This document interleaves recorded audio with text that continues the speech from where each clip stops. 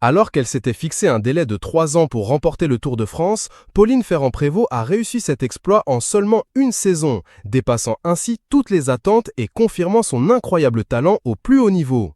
Un an après son titre olympique en VTT, la cycliste a enrichi son palmarès ce dimanche 3 août 2025. Elle a battu plusieurs records sur la grande boucle. Son compagnon, Dylan van Baarle, était en stage à Tignes et n'a pas pu assister à cette victoire historique.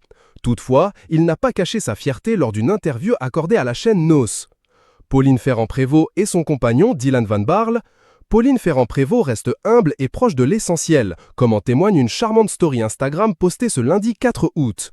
On y voit la cycliste profitant d'un moment ensoleillé sur une terrasse, accompagnée de son compagnon.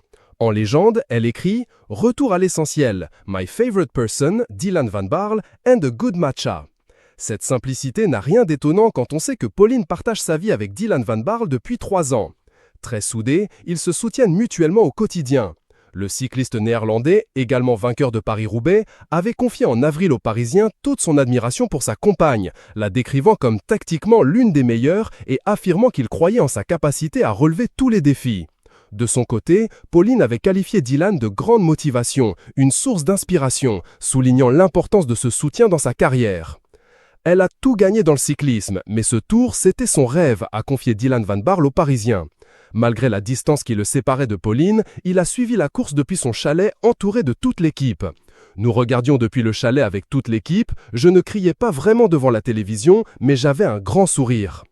En devenant la première Française à remporter le Tour depuis Jeanne Vaillant, Lilongo, la cycliste a inscrit une ligne majeure à son palmarès. Un succès que Dylan a salué avec émotion, se réjouissant de voir tout ce travail récompensé. Pour lui, cette journée du 3 août 2025 restera une date vraiment spéciale dans leur histoire. Quelques heures avant la dernière étape, Dylan avait tout de même pris le temps de rejoindre les paddocks alpins pour encourager sa compagne. Au micro de NOS, il est revenu sur leur échange.